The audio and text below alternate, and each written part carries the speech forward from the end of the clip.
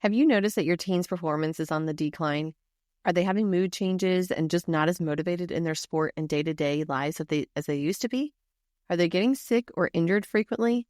These are all signs that they are not recovering well from their training sessions, and proper nutrition plays a major role in their body's ability to recover. In today's episode, I'm going to share with you the essential nutrients your female teen needs to recover from her training sessions with real food sources of each of them, so you don't have to stock up on a bunch of supplements. Grab a pen and paper so you can take some notes, and let's go. Do you wish you could look like you train as much as you do? Are you sick of scouring the internet for sports nutrition tips only to find information tailored to men? Do you wish there was a simple solution to fueling your body for your activity level? Are you ready to find freedom with food? It is possible to have balance between fueling your body for your sport and for enjoyment, and it's not as complicated as you may think. Can we say hello, food freedom? There's a way to have it all and eat your cake too, and I'm going to show you how. Hey, I'm Kristen, a former multi-sport athlete, a sports dietitian, personal trainer, and Jesus lover. In this podcast, you will find practical, sustainable fueling tips for female athletes that will set you free from diet culture, an ever-changing set of nutrition rules, under-fueling, and underperforming. You'll learn how to put together a fueling plan that works for you, that doesn't require all the rules, tracking every morsel of food you consume, letting food consume your every thought, with Jesus at the center of it all. If you're ready to find a sustainable nutrition plan that works for you with your active lifestyle and is tailored to your unique physiology, break free from diet culture, and finally feel comfortable in your own skin, this podcast is for you. Whip up that smoothie, lace up your shoes, and let's jump in.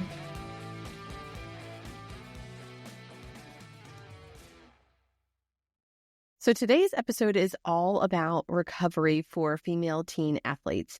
So there's several signs that you're going to want to look for in your teen athlete to know if they are not recovering properly from their training sessions. And there's several of them. So first one is persistent fatigue. If they are constantly tired all the time, not just during practice, but just day to day, that is definitely a sign that they are not recovering well and that their practices are really just taking a toll on their body. They're basically not getting enough of what their body needs to recover from their training session.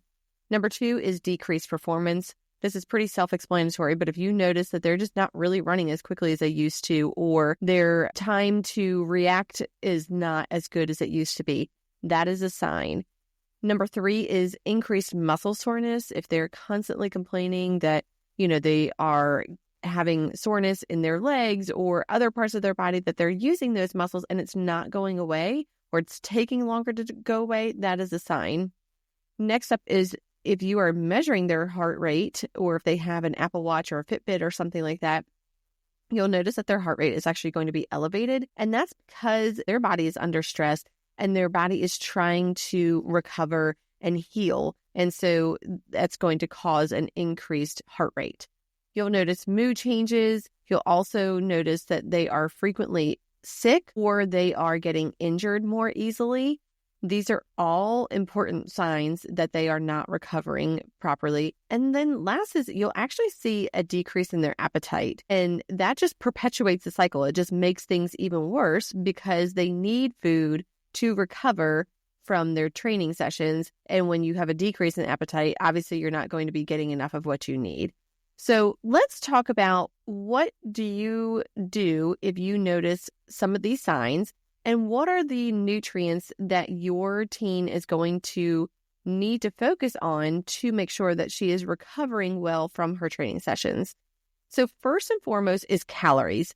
If they are not eating enough, it does not matter what they are eating.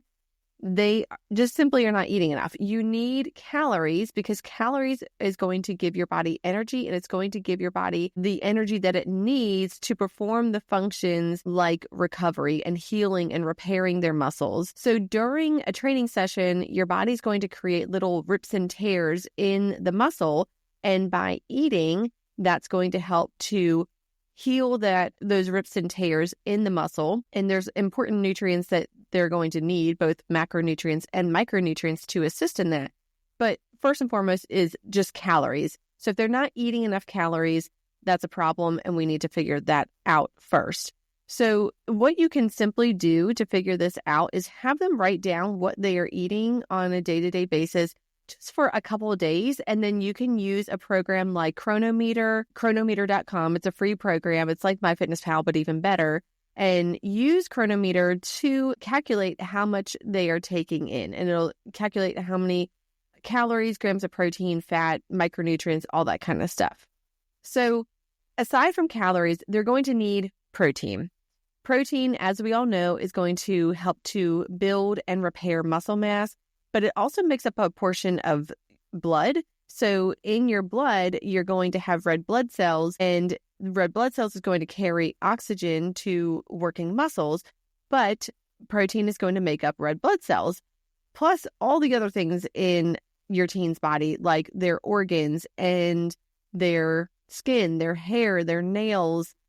Everything is made up of protein. So we want to make sure that they are getting enough protein. And a good place to start would be to make sure that they are getting in at least half of their body weight in grams of protein per day. So number 2 is carbohydrates. Carbohydrates produces energy. It is the body's primary energy source. And if your teen is struggling with body image or listening to maybe her teammates or what she's seeing on social media where, oh, carbs are bad, you need to go on the ketogenic diet, or you need to do paleo, or even the carnivore diet, your teen might be cutting back on carbohydrates either knowingly or unknowingly. And so we want to make sure that they are getting enough carbohydrates throughout the day, and also around their training sessions, and if not, during training sessions, or if they have 2-a-day practices. So carbohydrates are going to be things like breads, rice, pasta, muffins, granola bars, oatmeal, grits, all those types of things. Anything that is kind of bready or starchy. But also there's going to be starchy vegetables, so things like pumpkin, butternut squash, and acorn squash. Next up are fats.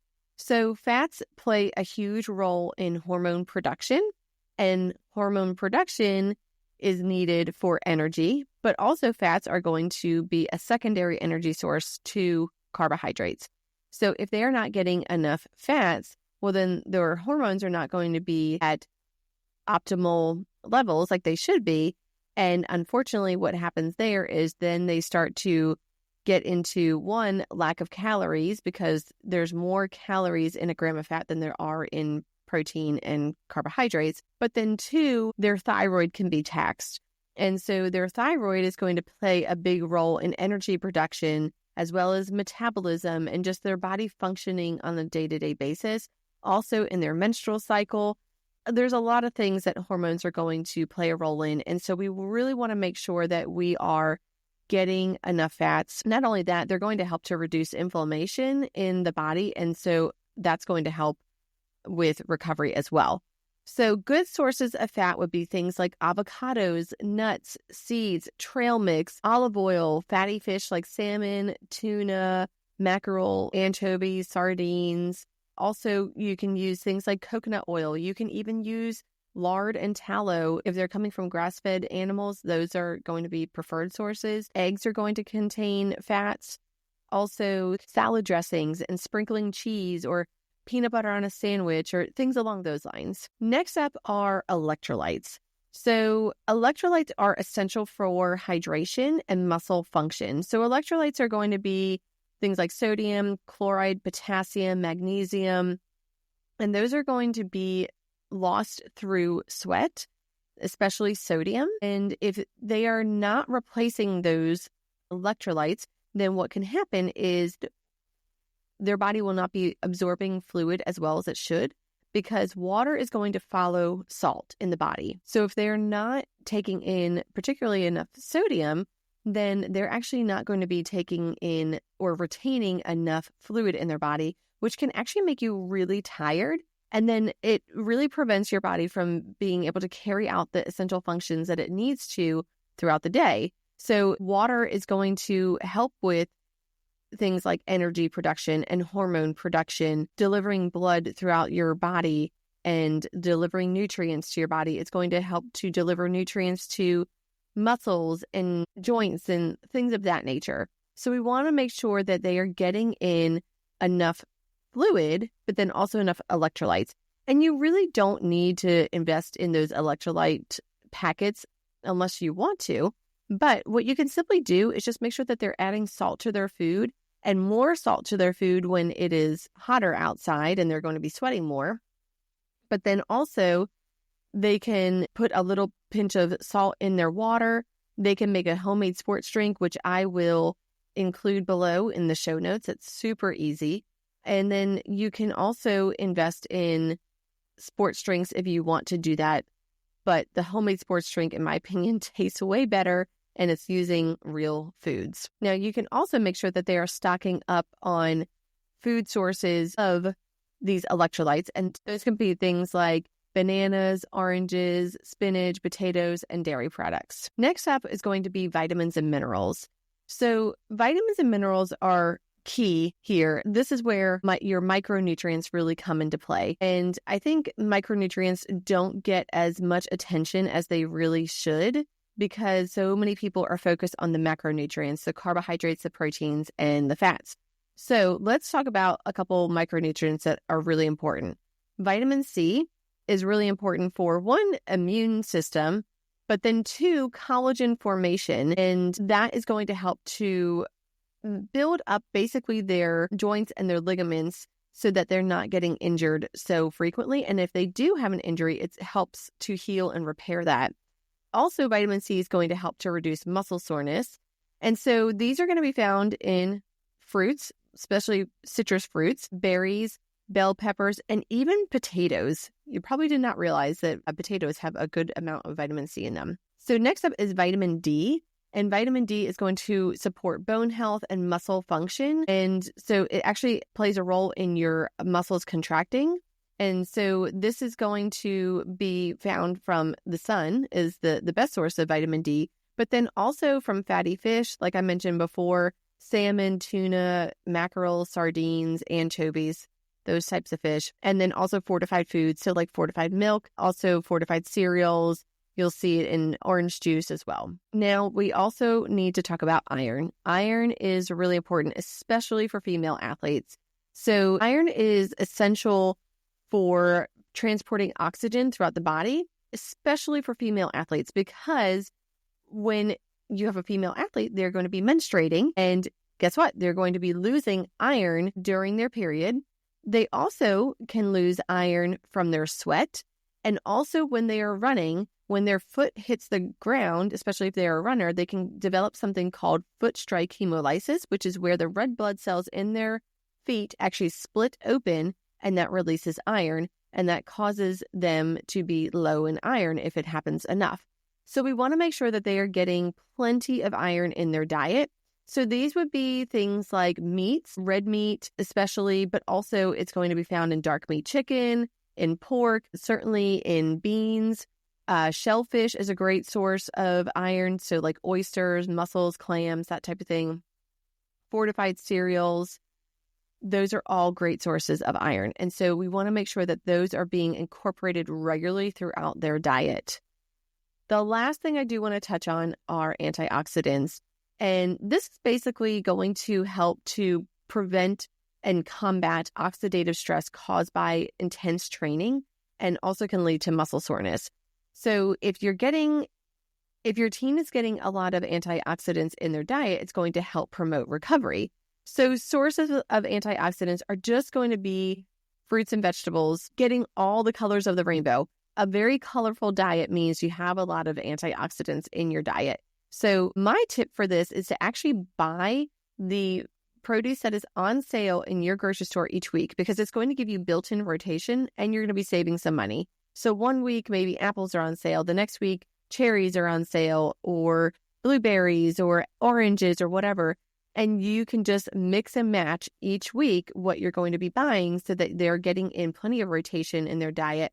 And also you're giving them at least 3 servings of fruits and vegetables per day. And that would ensure that they are getting a good amount of antioxidants in their diet. If they're not a big fruit or vegetable eater, smoothies are a great way. Also, if they are a picky eater, I love this cookbook by Jessica Seinfeld, which is called Deceptively Delicious. I will link that below as well. That is a great way of how to hide vegetables in your kids' food. And yes, I do it for my own kids as well. So if you feel like I have no idea where to even start on all of this, my teen is just not recovering well, and I don't really know how to put this together, that's what I'm here for. So what I want you to do is reach out to me. You can schedule a free, no obligation consultation. And this is just a time for us to talk about what's going on, what the situation is, what your goals are for your teen. And then from there, I can explain how I can help and we could start to put things together. I will link that below as well.